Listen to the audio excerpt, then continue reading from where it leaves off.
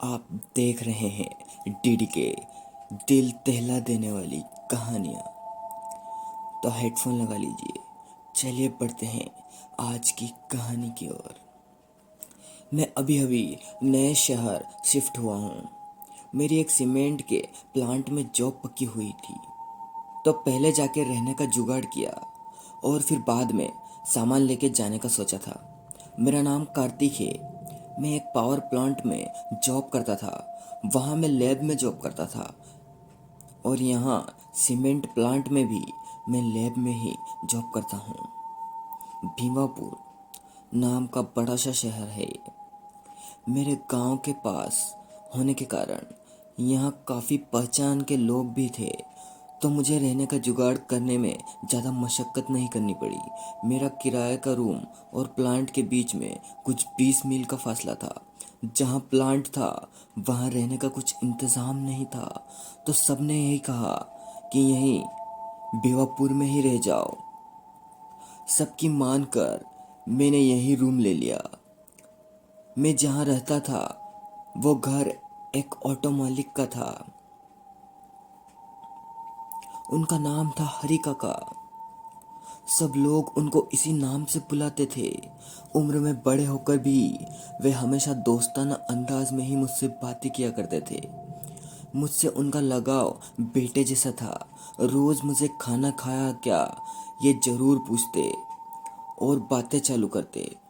वो हमेशा देर रात तक ऑटो चलाते थे और सुबह भी जल्दी उठकर काम पे चले जाते थे। उनका घर इसी एक ऑटो की कमाई पे चलता था। मुझे पकड़कर एक और किराएदार था। जैसे तैसे उनका गुजारा इन पैसों से हो जाता था। इसीलिए वो देर रात तक ऑटो चलाकर कुछ ज़्यादा पैसे कमाना चाहते थे। लेकिन उनको क्या पता था, उनका यह काम एक दिन उनकी जान पे बनाएगा। मुझे हरी काका के यहाँ रहने आए कुछ 6 महीने हो गए थे। मेरा प्लांट का काम भी ठीक चल रहा था। मैं जहाँ रहता था उसके पास से हाईवे जाती थी। सबका कहना था कि उस चौराहे पर बहुत बार एक्सीडेंट से लोगों की जानें गई है। रात को मैं भी आता था प्लांट से।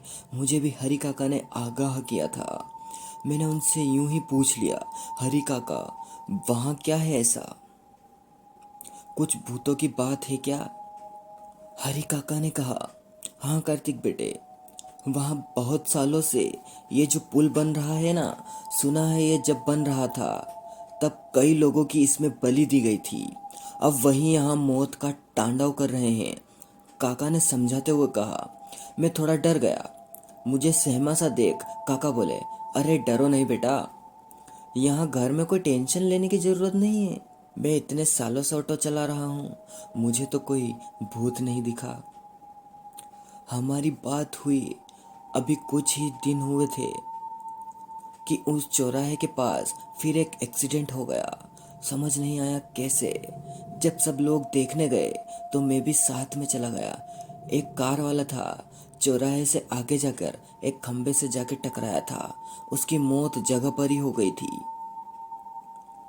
लेकिन रात को हाईवे इतना चालू रहता है, फिर भी किसी ने उसको वहां देखा कैसे नहीं?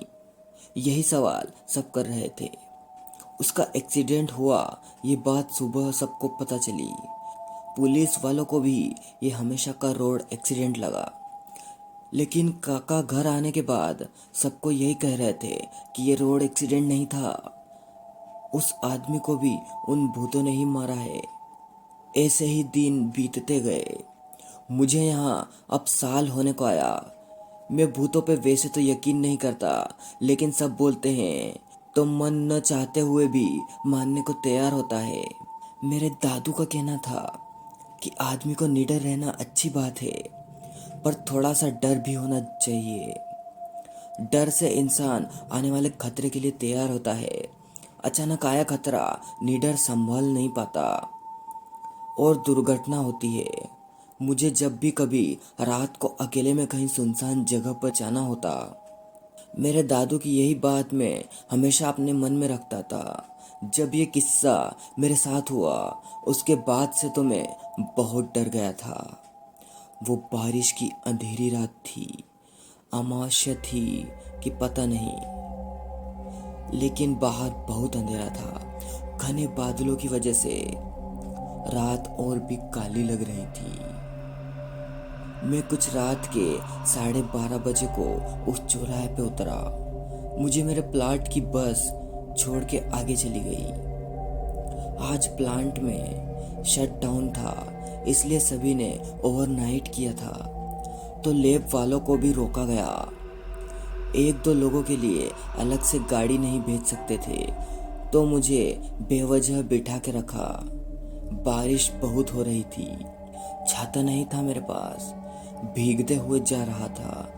घर उस चौराहे से कुछ 20 मिनट की दूरी पर था। मैं बिना पीछे देखे जल्दी घर जाने के लिए चल रहा था। चौराहा पीछे रह गया, लेकिन ऐसा लग रहा था कि चौराहे से मेरे पीछे कोई चल रहा है।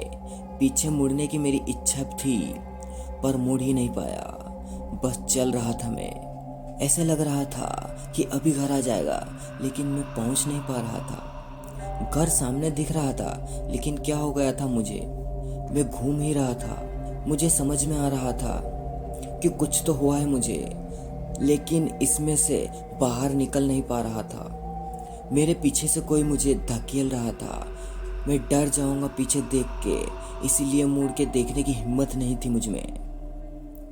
अब मैं थक चुका था, चलना नहीं हो पा रहा था। अब वो मुझे खींच के लेके जा रहा था। मैं खुद को उससे छुड़ा नहीं पा रहा था कि अचानक एक ट्रॉली वाला मेरे पास से हॉर्न मारते हुए गया। लगा मैं जैसे सपने से जाग गया। बारिश भी रुक गई थी और मैं एक जगह रुक गया। अब मेरे आसपास कोई आहट नहीं थी। घड़ी देखी तो सुबह के 4 बज रहे थे। मैं अब और नहीं चलना चाहता था।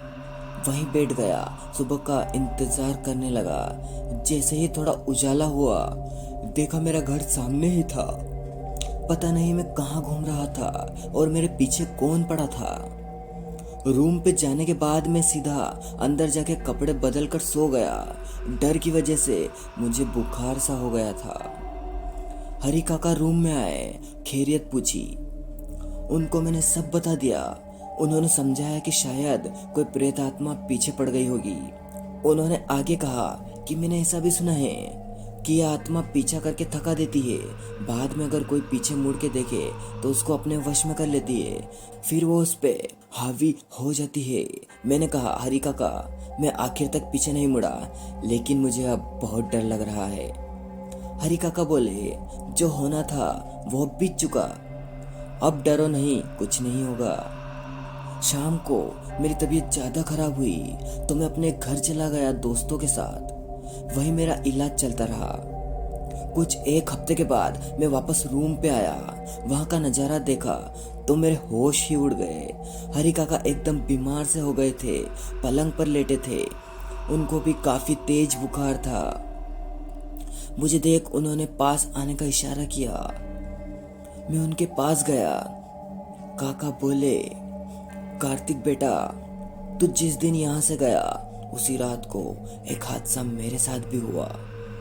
मैंने उनको सहमते हुए पूछा, क्या हुआ था काका? काका ने बोलना चालू किया। मैं उस रात भर ऑटो चलाने का सोच के गया था। मुझे नींद नहीं आ रही थी और सवारी भी मिल रही थी। यहाँ चौराहे से कुछ 3 सवारी मुझे कुछ 12 बजे के आसपास मिली थी। सबको नाके तक जाना था। अंदर बैठने के बाद कोई कुछ नहीं बोला तो मैंने ही पूछ लिया, भाई इतनी रात को कहाँ जा रहे हो नाके पे? उस जगह आत्मा घूमती है। मेरे किराएदार को भी डराया था उसने।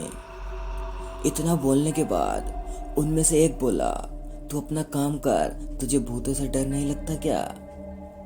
काका बोले, लगता है ना भाई, लेकिन इस पेट के लिए रात को काम करता हूँ। नाका आया था। मैंने ऑटो रोका। एक ही सवारी उतरी, उसने पैसे दिए, लेकिन जैसे वो चलने लगा मेरे होश ही उड़ गए। कार्तिक बेटा, उसके पैर पीछे की तरफ थे।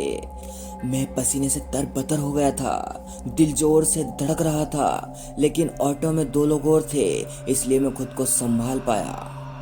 मैंने बाकी के दो सवारी से कहा, देखो भाई, उसके पैर देखो, दोनों उल्टे हैं। वो क्या था? तुम्हारे साथ बैठा था? कोई भूत था क्या? इतने में दोनों सवारी जोर से हंसने लगे। दोनों की आंखें खून की तरह लाल हो गई थी। उनमें से एक ने कहा, हमारे कौन से सीधे हैं देख, उनके पैर भी उल्टे थे। बस इतना ही याद है मुझे, आगे क्या हुआ पता नहीं। घर वाले कहते हैं कि मैं बेहोश था ऑटो में, लोगों ने मुझे घर लाया। मैं सुन्न सा रह गया। ये सब हमारे साथ ऐसे कैसे हुआ समझ नहीं पाया। मैं रूम में गया और प्लांट जाने की तैयारी करने लगा। आज भी मुझे रात होने वाली थी। डर तो था, लेकिन काम था तो करना ही था। मैं काका को मिलने चला गया। उस दिन के बाद से काका कभी ठीक नहीं हुए। बुखार कम ही नहीं हुआ था। डर से वो अंदर से टूट गए थे।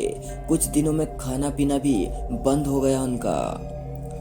और एक दिन जब मैं प्लाट से वापस आया तो काका हम सबको छोड़कर चले गए थे। घर वाले रो रहे थे। उसी दिन एक तांत्रिक को बुला के घर में शांति के लिए हवन भी हुआ। मुझे भी कुछ सहज नहीं लगा तो मैंने वो घर बदल दिया। लेकिन मेरे साथ जो हुआ वो क्या था, इसका जवाब किसी के पास नहीं था। उन प्रेत आत्मा ने काका की जान ले ली थी। मैं बच गया था। भगवान का शुक्रिया करता हूँ रोज और अपने काम पे चला जाता हूँ। दोस्तों, हमारा उद्देश्य अंधविश्वास फैलाना नहीं है।